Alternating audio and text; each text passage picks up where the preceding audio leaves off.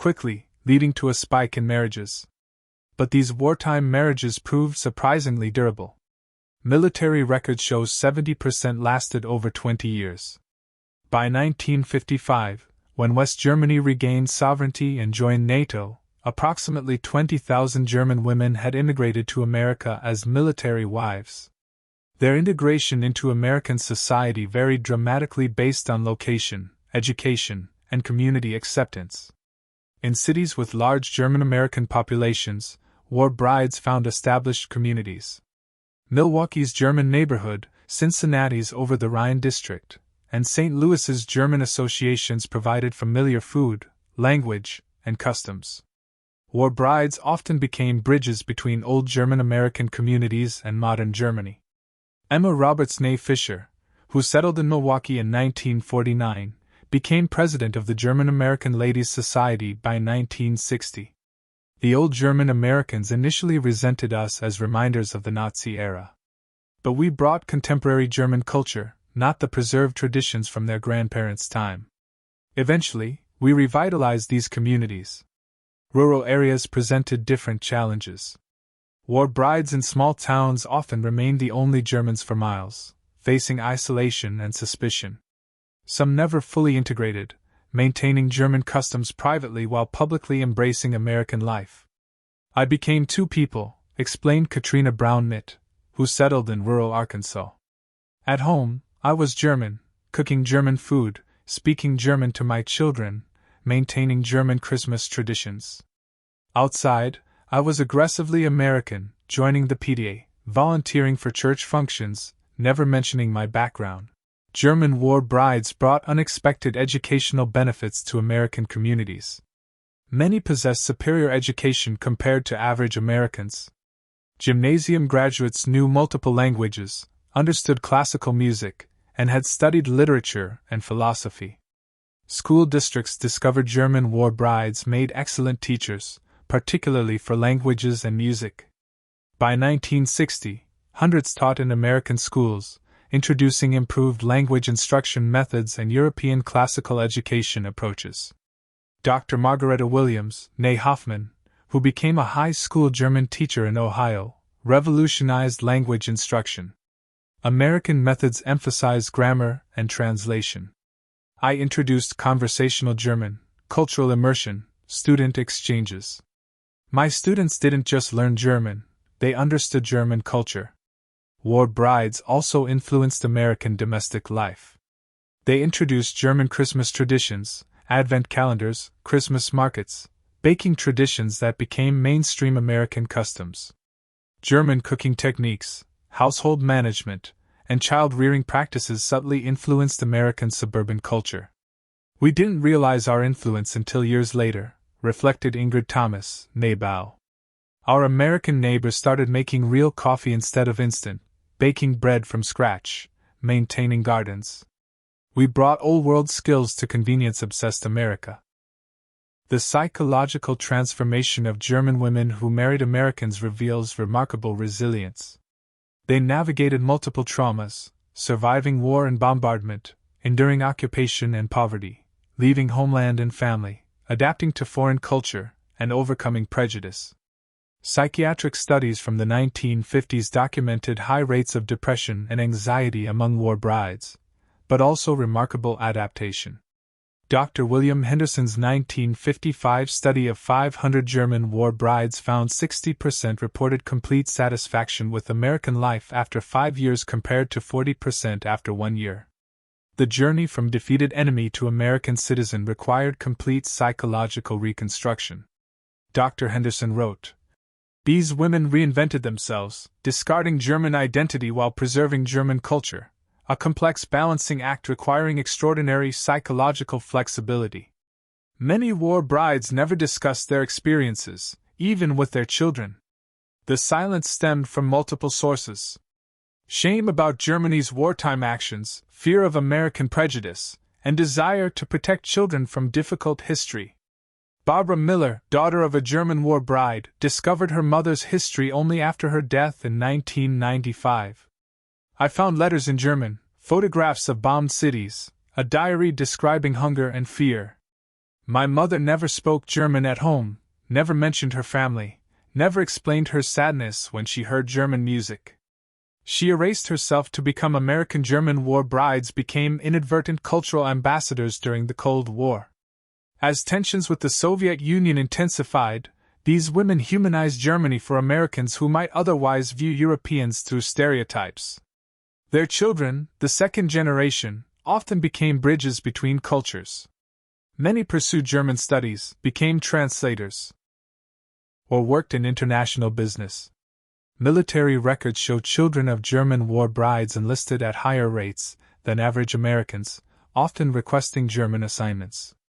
Lieutenant Colonel James Mueller, whose mother was a German war bride, served as liaison officer in Germany from 1975 to 1980. My mother's stories prepared me for Germany better than any military briefing. I understood German mentality, spoke the language, knew the culture. War bride children became valuable assets during the Cold War. The influence extended beyond military service. War bride children often pursued international careers, diplomacy, translation, international business. Major corporations recruited them for German operations, recognizing their unique bicultural understanding. We were natural internationalists, explained Professor Maria Anderson, whose mother immigrated in 1948. We grew up translating between cultures, explaining America to German relatives and Germany to American friends. This prepared us for globalized careers before globalization was a concept. The 1980s witnessed a remarkable phenomenon: war brides returning to Germany after decades of absence. Cheaper air travel, improved international relations, and retirement leisure enabled journeys impossible earlier. These reunions were often bittersweet. War brides discovered families divided by the Iron Curtain, hometowns unrecognizably rebuilt, and relatives who had mythologized or resented their American lives. Some found acceptance and reconciliation, others encountered lingering resentment. Hannale Davis Naismith returned to Hamburg in 1985 after 38 years.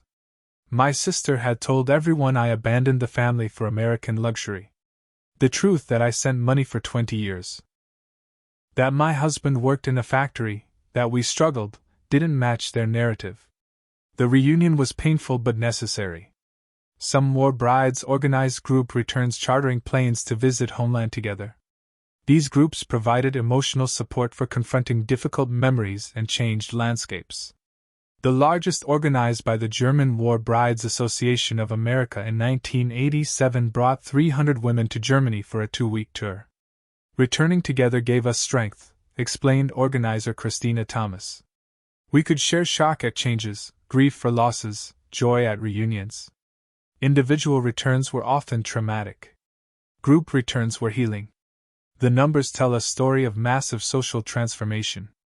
Marriage statistics: 14,000 to 20,000 German women married American servicemen between 1946 and 1955. Peak year was 1946 with approximately 2,500 marriages. 70% of marriages lasted over 20 years compared to 50% American average. 15% ended in divorce within 5 years. 15% ended with soldiers' death in Korea or subsequent service. Immigration patterns: first ship departed February 3, 1947 with 317 women. Peak immigration year was 1949 with 3,500 arrivals. Average wait between marriage and immigration 8 months. 60% settled in urban areas. 40% in rural or small-town America. Geographic distribution: New York 2,500 war brides. California 2,000, Texas 1,800, Pennsylvania 1,500, Illinois 1,200, Wisconsin 1,000, Ohio 900, other states 5,100. Children's statistics: approximately 37,000 children born to American fathers and German mothers, 5,000 mixed-race children, African American fathers, 500 mixed-race children adopted by American families, 80% of legitimate children immigrated with mothers, 20% remained in Germany with relatives. Employment patterns: 300,000 Germans employed by U.S. military. 1946 100,000 German women in administrative service roles. Average German wage 120 Reichsmarks monthly. American employment wage 200 Reichsmarks plus benefits. Post-currency reform. Wages equalized within 2 years. The relationship between German women and American GIs in post-war Germany created lasting transformations in both societies. These unions, born from unique historical circumstances, challenged prejudices created by cultural families and built human bridges between former enemies. The immediate post-war period, characterized by desperate survival strategies and prohibited fraternization, evolved into genuine cultural exchange as economic recovery and political normalization progressed. The 14,000 to 20,000 German women who married American servicemen faced challenges ranging from bureaucratic obstacles to social ostracism, yet most successfully integrated into American society. Their children, the second generation, became natural ambassadors between cultures, contributing to German-American relations during the Cold War and beyond. Many pursued international careers leveraging bicultural understanding in an increasingly globalized world. We were accidents of history who became agents of reconciliation, reflected Anna Patterson née Mueller at a 1995 war bride reunion. Our marriages born from war's chaos helped build peace. Our children became bridges between former enemies. Our lives proved that human connection transcends national hatred. By 1955, when the occupation officially ended and West Germany joined NATO, the relationship between Germans and Americans had fundamentally transformed. The desperate fraternization of 1945, driven by hunger and loneliness, had evolved into partnership between allies. The German women who had cleared rubble for starvation wages now worked as respected employees in American installations. Those who had traded dignity for chocolate could shop with Deutsche Marks in recovering economies. The army Lechian who faced ostracism for dating Americans now saw American-German friendship as national policy.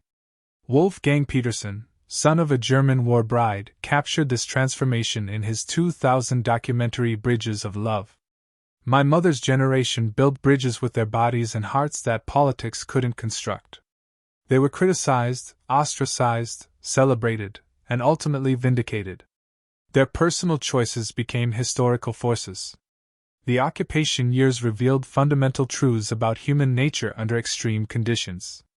When survival is threatened, social barriers collapse. When basic needs are met, genuine relationships become possible.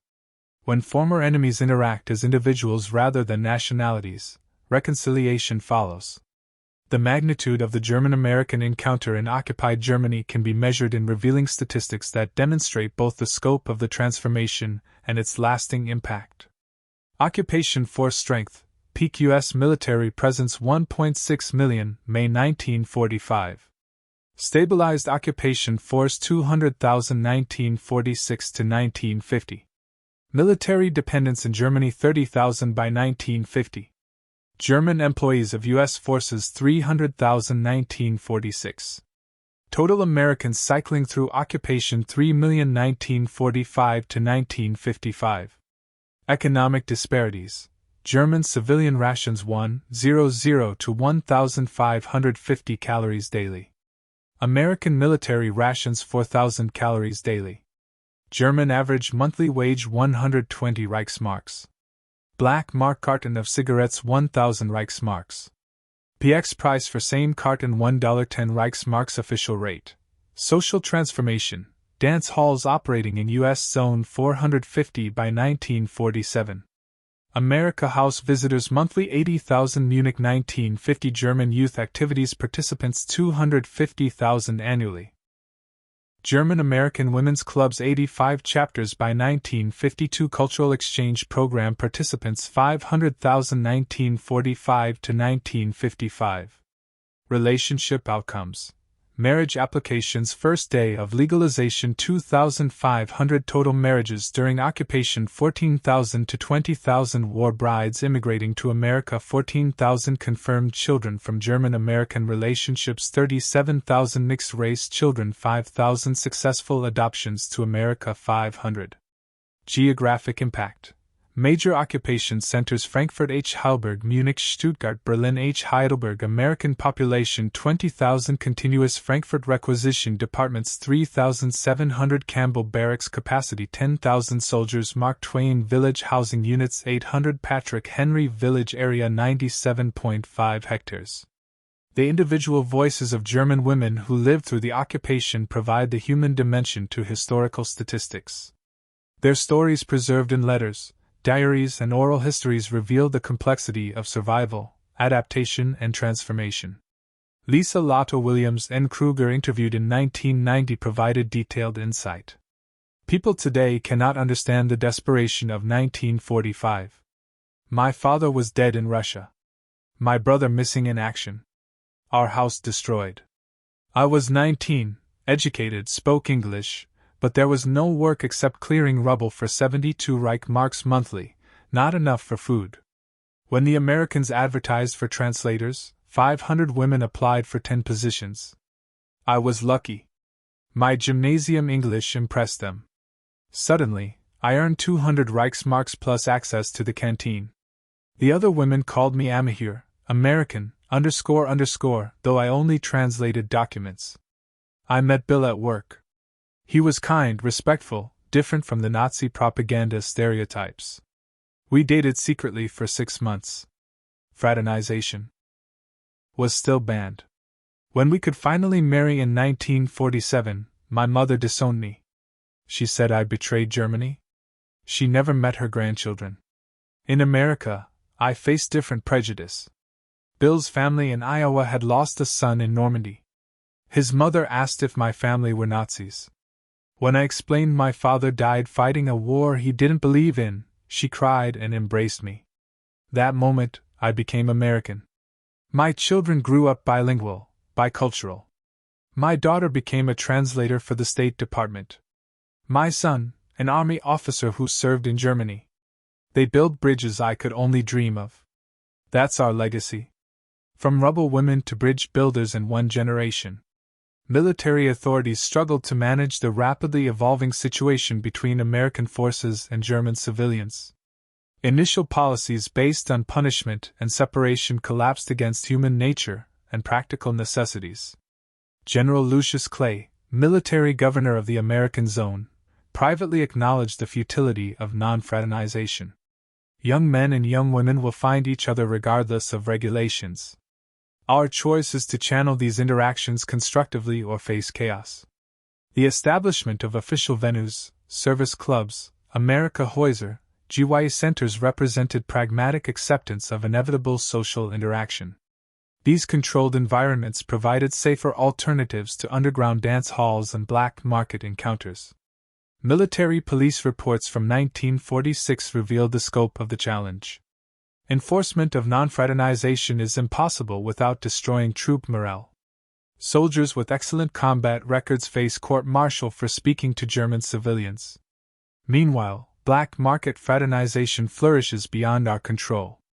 The shift from prohibition to regulation proved successful. Venereal disease rates, which had exploded to 250 per 1,000 soldiers in late 1945, dropped to 50 per 1,000 by 1948 after establishment of supervised social venues and medical education programs.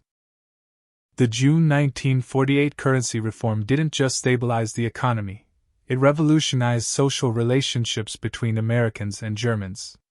Overnight, the power dynamic shifted from occupier-occupied to something approaching equality. Margot Henderson née Brown described the immediate change. Saturday, June 19th, I was considering becoming an officer's mistress for family survival. Monday, June 21st, I had a real job at real wages. The desperation disappeared overnight. Suddenly, we could choose relationships for love, not food. American soldiers also noticed the transformation. Sergeant Paul Anderson wrote home in July 1948. The German girls changed overnight. Before they'd date anyone for chocolate, now they're selective. A private with no prospects gets ignored. They want sincere relationships, not meal tickets. The economic recovery enabled normal courtship patterns. Restaurants reopened, accepting Deutsche Marks rather than cigarettes. Cinemas showed German and American films. Dance halls operated commercially rather than through military subsidies. Dating became possible rather than transactional. This normalization produced stronger marriages. Pre-currency reform marriages showed 30% divorce rates within 5 years. Post-reform marriages showed only 15% divorce rates, suggesting economic stability enabled better partner selection. The 37,000 children born to German mothers and American fathers faced unique challenges. Those whose parents married gained American citizenship and often immigrated. Those whose fathers abandoned them, the majority, remained in Germany as social outcasts. Klaus Thompson, born 1947, described his experience. My mother told neighbors my father died in the war, but my features were clearly Unger. Kids called me Ammy bastard. Teachers ignored bullying. No apprenticeship would accept me. Only when I immigrated to find my father in 1968 did I escape the stigma. Mixed-race children faced particular hardship. German society, still influenced by Nazi racial ideology, had no framework for accepting black Germans. Mothers faced pressure to institutionalize these children or place them for adoption abroad. Taxi, a 1952 German film about a mixed-race occupation child, brought national attention to their plight, but also reinforced stereotypes. The film's portrayal of the child as problem requiring solution rather than citizen deserving acceptance reflected contemporary attitudes. Yet some mixed-race occupation children succeeded despite obstacles. Hans-Jürgen Masakoi, son of a German mother and Liberian father, though not American, became a successful journalist and wrote extensively about growing up black in Nazi and post-war Germany, providing voice to similar experiences. The presence of American forces introduced cultural changes beyond jazz music and chewing gum. German women who worked for or married Americans became conduits for profound social transformation. American informality challenged German hierarchical traditions. German secretaries addressed American officers by first names unthinkable in German offices. American soldiers played with German children, treating them as equals rather than subordinates. These interactions modeled democratic social relationships. Americans taught us we could question authority, recalled Bridget Coleman, née Fisher. My American boss asked my opinion about office procedures. No German superior had ever valued my thoughts. This was revolutionary. The idea that ordinary people's opinions mattered. American consumer culture also transformed German expectations. PX displays showed abundance beyond German imagination. American magazines circulating through military families to German employees depicted suburban homes with modern appliances, automobiles, and leisure activities. These images inspired German Reconstruction. The economic miracle of the 1950s wasn't just about production. It was about reimagining possibility. German women who had seen American lifestyles demanded similar comfort and convenience, driving consumer demand that fueled recovery. Military chaplain played unexpected roles in German-American relationships. Initially opposing fraternization, many became advocates for international couples after witnessing sincere relationships develop despite regulations. Chaplain Thomas O'Brien's 1947 report influenced policy changes. I have counsel-led hundreds of couples. These are not conquests or conveniences, but genuine loves. German women risk ostracism. American soldiers risk court-martial. Yet they persist. This suggests divine blessing rather than base impulse. Churches became neutral meeting grounds. Military chapel services open to Germans from 1946 attracted young Germans curious about American Protestantism.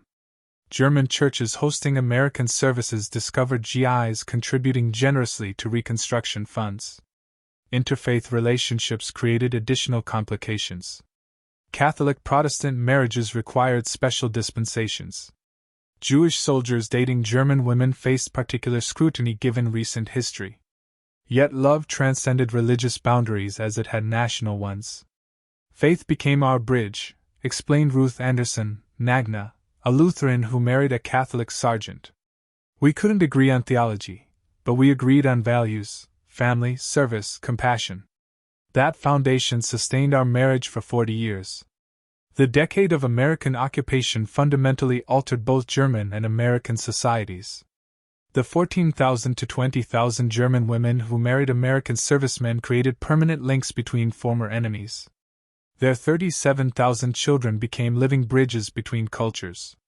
Beyond individual relationships, the occupation transformed German society. Exposure to American democracy, consumer culture, and social informality influenced the Federal Republic's development. The German economic miracle wasn't just industrial recovery, but also social transformation inspired by American models. American society also changed, though more subtly.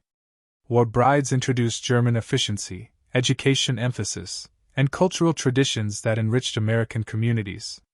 Their children often became international specialists, contributing to American global engagement during the Cold War and beyond. We were ambassadors, reflected Christina Patterson, not Miller at a 2000 reunion. Our marriages weren't just personal choices, but historical forces. We proved enemies could become allies. Hatred could become love. Destruction could become construction. Historians recognize the German-American relationships of 1945 to 1955 as crucial to successful occupation and subsequent alliance. Unlike harsh occupations that bred resentment, American pragmatism about fraternization enabled reconciliation. Dr. Maria Hearn, leading scholar of occupation relationships, concludes, "The marriage of German women and American soldiers accomplished what diplomatic treaties couldn't: human reconciliation between former enemies. These relationships, initially driven by desperation and loneliness, evolved into genuine partnerships that modeled democratic alliance." The contrast with Soviet occupation is instructive. While Soviet forces also formed relationships with German women, official prohibition and lack of marriage possibilities prevented lasting bonds. The American zone's evolution from prohibition to acceptance created enduring connections. Critics note the relationship's problematic aspects: power imbalances, economic coercion, abandoned children. Yet most scholars acknowledge that permitting legitimate relationships proved more humane and politically successful than maintaining impossible prohibitions. In 1995, the 50th anniversary of occupation's end, keynote speaker Ingrid Morrison, nab Becca, whose journal opened this story, reflected on their journey. "We were young women in history's crossroads, defeated but not broken, desperate but not degraded. We chose love over hate, hope over despair, future over past. They called us opportunists, traitors, __. We were none of these. We were survivors who became builders. Our marriages built bridges. Our children became citizens of the world. Our lives proved that enemies need not remain enemies. To our daughters and granddaughters, we gave you dual heritage not as burden but as blessing. You carry both German and American traditions. You understand that patriotism doesn't require hatred of others. You know that love transcends borders. To historians, don't romanticize our stories. We suffered discrimination, abandonment, and isolation. Many sisters fell to prostitution, suicide, or madness. We survivors carry their memories alongside our successes. To those who judge us, walk in our shoes. Face starvation, bombardment, and occupation. Choose between collaboration and starvation. Then judge whether trading companionship for chocolate was sin or survival. We transformed from rubble women to American citizens, from enemies to allies, from desperate girls to determined women. Our legacy isn't just successful marriages, but proved possibility that from war's destruction can emerge peace's construction. The auditorium erupted in standing ovation. American husbands, bicultural children, and German women united in recognition of extraordinary ordinary women who bridged the unbridgeable. The story of German women and American GIs in post-war Germany ultimately transcends national narratives. It reveals humanity's capacity for connection despite official prohibition, for love despite recent hatred, for building despite surrounding destruction. These women, whether they married Americans or simply worked alongside them, participated in one of history's most successful occupations. Their relationships, ranging from desperate survival modeled international reconciliation. Today, descendants of these unions serve in militaries, diplomatic corps, and international organizations worldwide. They carry dual heritage that enables understanding across cultures. They prove that from war's destruction can emerge unexpected construction. The German women who met American GIs in spring 1945 couldn't imagine they were beginning a transformation that would reshape both societies. They thought only of survival, finding food, avoiding rape, protecting family. Yet their individual choices accumulated into historical force. In the end, that's history's lesson. Great transformations begin with individual decisions. A hungry woman accepting chocolate from a lonely soldier. A military policeman ignoring fraternization violations. A chaplain blessing a forbidden marriage. These small mercies accumulated into massive change. The rubble women of 1945 became the bridge builders of 1955. Their journey from desperation to dignity, from survival to citizenship, from enemy to family remains one of the 20th century's most remarkable transformations. They prove that even in history's darkest moments, human connection endures, adapts, and ultimately transcends the barriers that divide us. Their legacy lives not in statistics, but in families spanning continents, in children who speak multiple languages, in grandchildren who see no contradiction in being both German and American. They prove that love, however complicated its origins, can conquer even the deepest hatreds. The fountain pen that recorded Ingrid Becker's first impression of Americans in March 1945 would later write letters to Iowa describing her new American life. The transformation was complete. The conquered had become family. The occupied had become citizens. The enemies had become the closest of allies. That transformation, replicated thousands of times in individual lives, changed the course of history. From the rubble of total war emerged not just physical reconstruction but human reconciliation. The German women and American GIs who found each other in occupation's chaos created from destruction something neither side had imagined possible. Lasting peace built on personal connection. Their story reminds us that history's great transformations often begin not in parliaments or palaces, but in the simple human moments when former enemies discover their shared humanity. In occupied Germany, that discovery began with a chocolate bar, a smile, a dance, and ended with families that spanned oceans and generations that embodied reconciliation. The German women who experienced American occupation didn't just witness history.